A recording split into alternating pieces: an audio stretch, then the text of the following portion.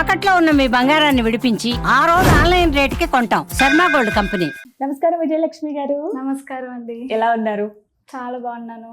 Right, ఎన్నో debatable questions ఉంటాయి, అందులో పీరియడ్స్ గురించి అసలు ఎన్ని క్వశ్చన్స్, దీనిపైన ఎన్ని డిస్కషన్స్ కదా. మీరు కూడా చాలా ఫేస్ చేసే ఉంటారు. పీరియడ్స్ గురించి ఆల్బమ్స్ రిలీజ్ చేయాల్సి. సో ఇందులో భాగంగా పీరియడ్స్ టైంలో ఆడవాళ్ళు ఉన్నప్పుడు వాళ్ళు చెయ్యకూడని పనులేంటి, చెయ్యవలసినవి ఏంటి అనేది ఇది ఎప్పుడూ ఉండే క్వశ్చన్స్. అయితే దైవ కార్యాలు ప్రత్యేకంగా ఏవి చెయ్యకూడదు పీరియడ్స్ టైంలో అనేది వివరించండి. ఫస్ట్ పీరియడ్స్ అంటేనే మనందరికీ తెలుసో తెలీదో, నాకు చాలా మందికి తెలీదు, మనకి బ్రహ్మహత్య పాతకం అని చెప్పి ఇంద్రుడి నుంచి మనందరికి వచ్చింది. ఇంద్రుడు చేసిన పాపాన్ని ఎవరు పంచుకుంటారు? ఇంతకు మిమ్మల్ని అంటే నా పాపాన్ని మీరు పంచుకుంటారని మిమ్మల్ని అడిగితే మీరు తీసుకోనని అన్నారు కదా. ఇంద్రుడికి ఆ పాపం కలిగింది. కలగడం వల్ల ఆయన ఇంద్ర పదవిలో కూర్చోలేకున్నాడు. ఆ పాపం ఉంటే కూర్చోలేదు. ఇప్పుడు నా పాపాన్ని ఎవరైనా తీసుకుంటే కానీ నా పదవిలో కూర్చోలేదని నా పాపాన్ని ఎవరు తీసుకుంటారా అని పాప అందరినీ అడిగితే నలుగురు వచ్చారు ముందుకి. ఆ నలుగురిలో సముద్రుడు, భూమాత, స్త్రీలు, చెట్లు అనుకుంటా, ఇట్లా 4 వచ్చినాయి అనమాట. ఈ నలుగురు మేము తీసుకుంటామని అన్నారు. ఆ తీసుకున్న వాళ్ళు స్త్రీలు ఒకరు. సో ఈ స్త్రీలకి ఏంటి, ఆ పాపని ఎలా వదులుకుంటారంటే మంత్లీ 3 days వదిలించుకుంటారు. సముద్రం ఎలా వదిలించుకుంటే నురగా అలా రూపాన్ని వదిలించుకుంటారు. అందుకే మీరు చూడండి, పెద్ద పెద్ద సన్యాసులు టచ్ కూడా చేయరు సముద్రాన్ని. వాళ్ళు రారు, సముద్రం జోలికి కూడా వెళ్ళరు. నదుల్లోనే వాళ్ళు స్నానాలని, సముద్రాలు దాటరు కదండి అసలు. ఫస్ట్ వాళ్ళు అవును సముద్రం దాటరు, ఇంక జోలికి మీరు అలాంటి టచ్ చేస్తే బ్రహ్మహత్య పాతకం. సో స్త్రీల విషయంలో ఇంద్రుని దగ్గర నుంచి వీళ్ళు తీసుకున్న బ్రహ్మహత్య పాతకం మంత్లీ 3 days వదిలించుకుంటారు కాబట్టి నువ్వు ఏది ముట్టుకున్నా వాటన్నిటికీ బ్రహ్మహత్య పాతకం వచ్చేసింది. ఇప్పుడు ఆ 3 days యూఆర్ ఎక్స్పీరియన్సింగ్. ఆ 3 రోజులు నేను ఎత్తుమైన కొండ ఉంది, బ్రహ్మహత్య పాతకం ఒక కొండ ఉంది. ఆ 3 రోజులు నువ్వు భరించాల్సిందే, తప్పదు. ఇంకా ఇంద్రుడు అంత ఆయన పదిలో కూర్చోలేకుండా బయటకు వచ్చింది. అప్పుడు నువ్వెంత నేనంత. సో ఆ 3 రోజులు నువ్వు ఏది ముట్టుకున్నా వాటన్నిటికీ అంటేసుకుంటుంది అది. అందుకని ఏం చెప్పారు, శాస్త్రంగా ఇదండి రీజన్. మన వాళ్ళకి శాస్త్రం ఎక్కదు కాబట్టి సైన్స్ ప్రకారంగా రీజన్ తీసుకున్నా వీ నీడ్ రెస్ట్. మనకి రెస్ట్ ఇవ్వడమే ప్రధాన కార్యం. ఇప్పుడు దైవ కార్యాలంటే పొద్దున్నే లేగాలి, ఉపవాసాలు ఉండాలి, నిష్టలు ఉంటాయి, నియమాలు ఉంటాయి. అసలు ఒక పక్క బ్లడ్, ఈ పక్క మనకి ఇదవుతూ నువ్వు తినను నేను పస్తుంటానంటే శరీరం ఎట్లా సహకరిస్తుంది? రేపు ఆమె ఫ్యూచర్లో పిల్లల్ని కనాల్సిన ఆవిడ, షీఈస్ ద ఫ్యూచర్. అలాంటి ఆమెను నువ్వు కష్టపెట్టి పనులు చేపిస్తే ఈమెకి ఎప్పుడు వస్తుంది శక్తి? మీరు చూడండి, మనం ఎప్పుడైనా కూడా ఒక ఇంట్లో పురుషుడు చచ్చిపోయినా ఇల్లు చెక్కు చదవదు, స్త్రీ లేకపోతే మాత్రం ఏ పార్ట్ కా పార్ట్ అందరూ వెళ్ళిపోతారు. అసలు నీకు అది ఇల్లు ఉండదు, అసలు ఇల్లే ఉండదు. ఆ ఫాదరో ఇంకెక్కడికి వెళ్ళడమో, పిల్లలు ఇంకెక్కడికి వెళ్ళడమో జరిగింది. ఎప్పుడైతే స్త్రీ ఉంటుందో అది గృహం, స్త్రీ లేకపోతే అది గృహమే కాదు. మరి అటువంటి స్త్రీ యొక్క హెల్త్ ఎంత ప్రయారిటీగా ఉంటుంది?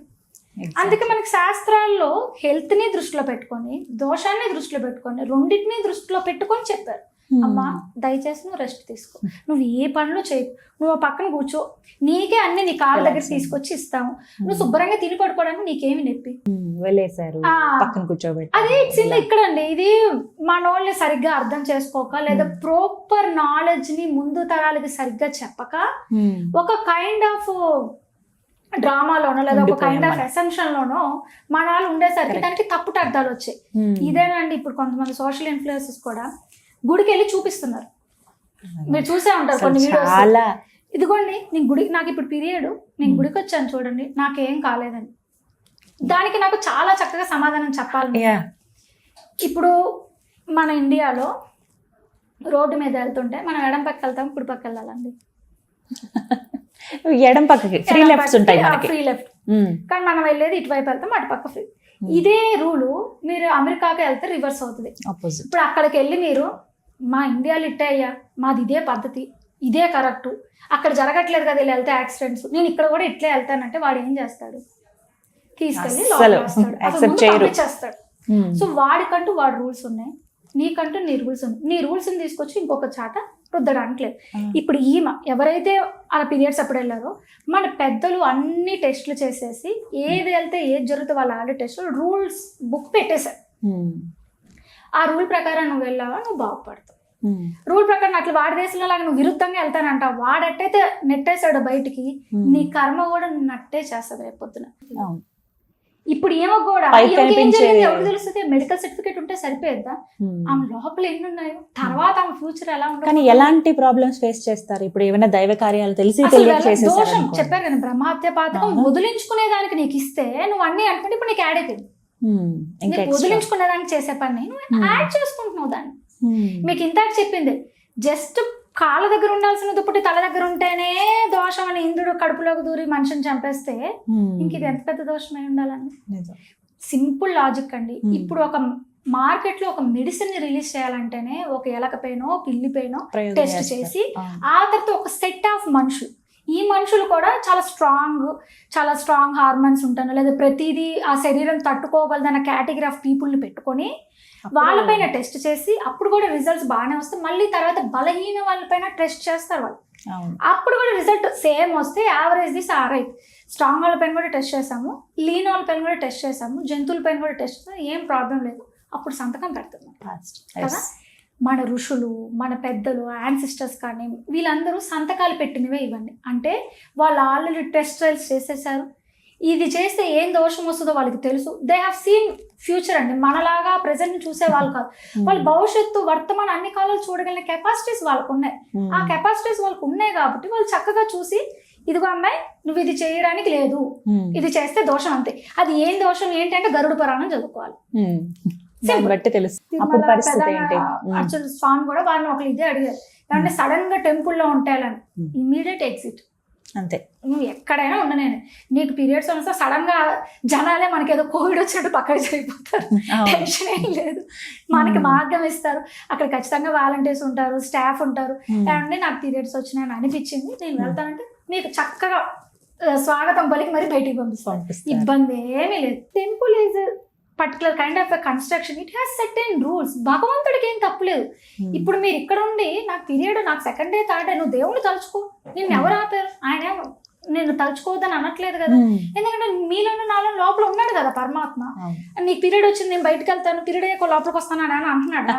ఆయన బయటికి వెళ్ళాడని మనకు పాడగట్టు, మన నలుగురు మోస్తున్నట్టే లెక్క ఆయన బయటికి వెళ్ళాడంటే. అట్లా ఏమైనా అనట్లేదు కదా, ఆయన మనలోనే ఉన్నాడు కదా. Problem is not with the God. జనాలకి ఏంటంటే కర్మకి భగవంతుడి మధ్య డిఫరెన్స్ తెలుసుకోవట్లా.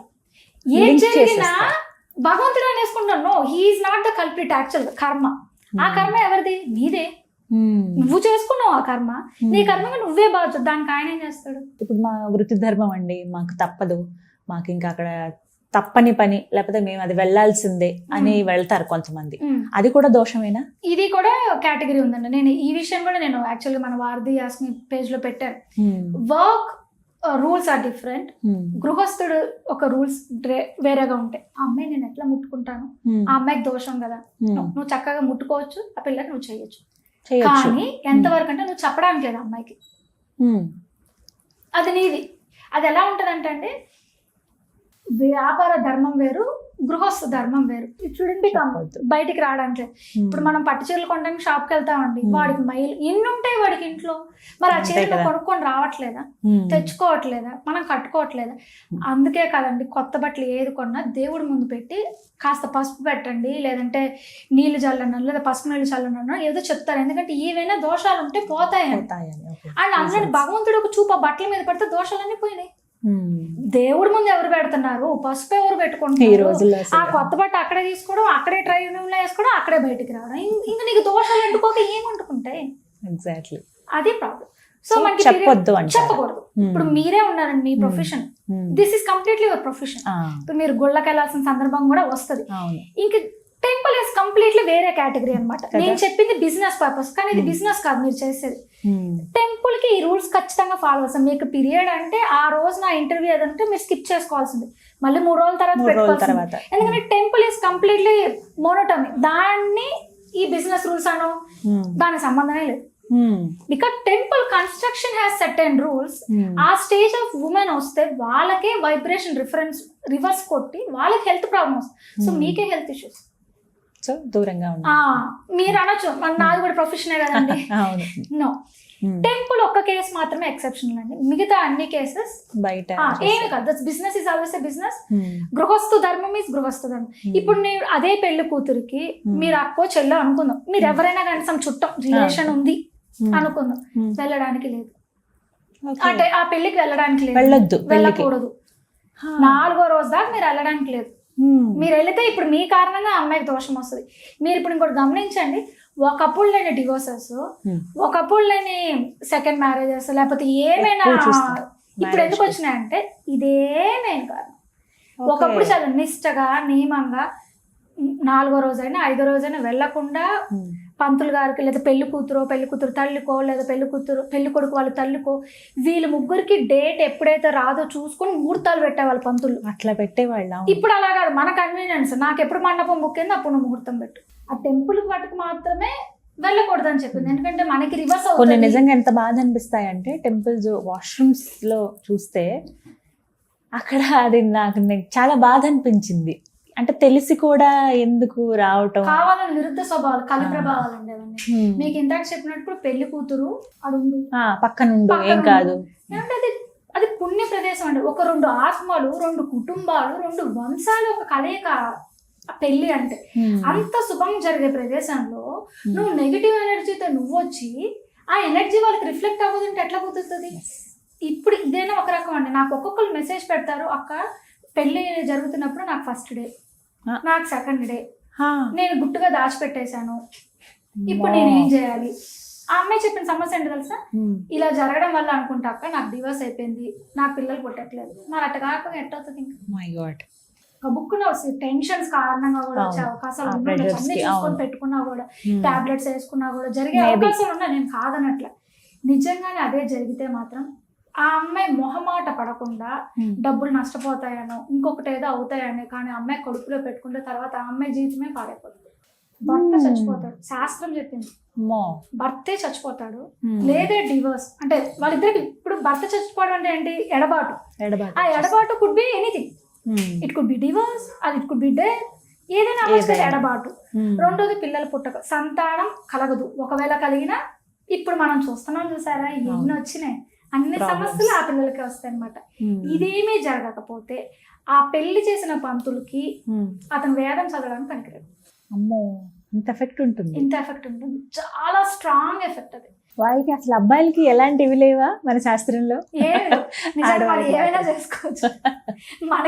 మనకేంటంటే రిస్ట్రిక్షన్స్ అని కాదు కదా, మీరు చేయాల్సిన అవసరం లేదని చెప్పారు. నువ్వు ఎందుకమ్మా చేయడం, చేసావా అని ఆయన ఉన్నాడు. ఆయన ఏం చేసినా 50% నీకే, నువ్వు చేసిన పాపలు 50% ఆయనకి వెళ్తుంది. ఇంకా నీకెందుకు? కూర్చొని మహారాణిలో ఉండు తల్లి అంటే మనమే వాళ్ళతో పోటీ పడి నేను ఎందుకు చేయకూడదు అని. నిజానికండి మన విలువని మనమే తగ్గించుకుంటున్నాం వాళ్ళతో పోటీ పడి. శాస్త్రాలన్నీ కూడా స్త్రీని ప్రథమంగా చెప్పాయి. ఒక స్త్రీ లేకపోతే, అనగా పక్కన భార్య లేకపోతే నువ్వు కనీసం ఒకరికి దానం కూడా చేయలేవు. పురుషుడు అనేవాడు దానం కూడా చేయలేడు. ఇంకెందుకు పనికి వస్తున్నాడు? ఇవి లేకపోతే మరి దేనికి పనికాడు లిటరల్. సో నువ్వే ముఖ్యం. నువ్వు ఉంటేనే అతని యజ్ఞాలు, యాగాలు, దానాలు, ధర్మాలు, అసలు అతను ఒక పుణ్యం సంపాదిస్తున్నాడు అంటే ఈమె కావాలి పక్కన. ఈమె లేకుండా అతను ఏం పుణ్యం సంపాదించగలడో చెప్పండి మీరు. శాస్త్రంలోనే లేదు. There is no such thing. స్త్రీ లేకుండా పురుషుడు ఈ పుణ్యాన్ని సంపాదించగలడు అనేది శాస్త్రంలో ఎక్కడ లేదు. సో స్త్రీ అంతకి ఈమె లేకుండా ఆయన కనీసం పుణ్యం కూడా చేయలేడు. మనకి ఒక శ్లోకం కూడా ఉంది మనకి యజ్ఞావల్క స్మృతి, పరాశర స్మృతులు, ఇంత చెప్పిన స్మృతులు అని అన్నాం చూసారా. ఈ స్మృతుల్లోనే ఒక శ్లోకం ఉంది, స్త్రీలు ఎలా ఉండాలి, పురుషులు ఎలా ఉండాలి, వాళ్ళ యొక్క విధి విధానాలు అంటే వీళ్ళకి ఒక విధి విధానాలు. దాంట్లో ఒక శ్లోకం క్లియర్గా ఏమని చెప్తుందంటే, పురుషుడు కన్నా స్త్రీ 2 రెట్లు తింటది, 4 రెట్లు కష్టపడుతుంది, 6 రెట్లు ఆమెకు తెలివితేటలు ఉంటాయి, 8 రెట్లు సంతోషపడుతుంది. ఇప్పుడు ఒక పెన్ని నేను మీకు ఇచ్చాను అనుకోండి, మీరు సంతోషపడతారు. ఆడికి ఇస్తే రాసుకుంటాడు, ఆడేం సంతోషపడు. పురుషుడు అనేవాడు ఆ పెన్ను ఇచ్చిందా సరే రాసుకుంటారు. కానీ మీరేంటి, అరే నా కోసం పెన్ను తీసుకొచ్చి ఇచ్చింది, గిఫ్ట్ గా తీసుకొచ్చి దాన్ని గుర్తుగా దాచుకుంది. సో వీఆర్ లైక్ చిన్న చిన్న వాటికి ఆనందపడే మనస్తత్వం. సో మనకేంటి ఎక్కువ సంతోషం. పురుషుల కన్నా నిజానికి మనం ఎక్కువ సంతోషం ఉంటుంది. అందుకే మీరు యావరేజ్ తీయండి, మన లైఫ్ టైం ఎక్కువ. స్త్రీలే ఎక్కువ సంవత్సరాలు బతుకుతారు. ప్రతిదీ ఏదో ఒకటి, మనకి స్ట్రెస్ లేదు, టెన్షన్ లేదు, ఏమీ లేదు. కానీ స్త్రీ ఎక్కువ ఆలోచిస్తుంది, మనసులో అన్ని పెట్టుకుంటుంది. సంతోషం కూడా ఎక్కువ ఇచ్చాడు కదా, సో బ్యాలెన్స్ అయిపోయింది. సో ఈ శ్లోకం ప్రకారం కూడా ఏంటి, we are very good in managing skills. మహాభారతంలో సత్యభామ ద్రౌపది పర్వం అని ఒకటి ఉంటుంది. అంటే వీళ్ళిద్దరి మధ్య డిస్కషన్, ఒక ఇల్లాలు ఎలా ఉంటే భర్తకి ఈమె నచ్చుతుంది. అంటే ఈమె అడుగుతుంది సత్యభామ, అమ్మా మా ఆయనకి ఎంతమంది భార్యలు, నేను ఆయన ఇంప్రెస్ చేయలేకపోతున్నాను, నీకు 5గురునే నువ్వు వాళ్ళని బాగా ఇంప్రెస్ చేస్తున్నావు, అంటే ఒకళ్ళనే మేము కంట్రోల్లో పెట్టుకోలేకున్నాము, అలాంటిది నువ్వు 5గురిని కంట్రోల్లో పెట్టుకొని ఆయన నువ్వు గీసిన గిరి వాళ్ళు 5గురు పాండవులు దాటరే, నువ్వు ఏం చేసి వాళ్ళని కంట్రోల్లో పెట్టుకున్నా అని అడుగుతుంది సత్యభామ. అరణ్య పర్వంలో వస్తుంది అనమాట సత్యభామ ద్రౌపది డిస్కషన్ అని. ఎవరికైనా ఓపుకుండి గూగుల్లో ఎతికినా కూడా ఇంత లిస్ట్ చెప్తుంది ద్రౌపది. ఆ లిస్ట్ లో మన దగ్గర ఎన్ని క్వాలిటీస్ ఉన్నాయో చెక్ చేసుకోండి, అవి చూస్తే చాలు. ఆ లిస్ట్ లో ఉన్నవన్నీ మనం పాటిస్తుంటే మనం ఇంట్లో కూర్చున్నా లక్ష్మీదేవితో సమానం. మనకి లక్ష్మీదేవి వద్దన్న పిలిచి తలుపు తట్టి తోసుకొని మన ఇంట్లోకి వస్తుంది. అంత క్లారిటీగా చెప్తుంది ద్రౌపది. చదవాలి అయితే అది చెప్తే, అందుకంటే ఆల్మోస్ట్ 125 పాయింట్స్ ఏమో చెప్తుంది. చెప్తే మీకు ఒక రోజు అది ఎవరికైనా అందరికీ ఉపయోగపడుతుంది.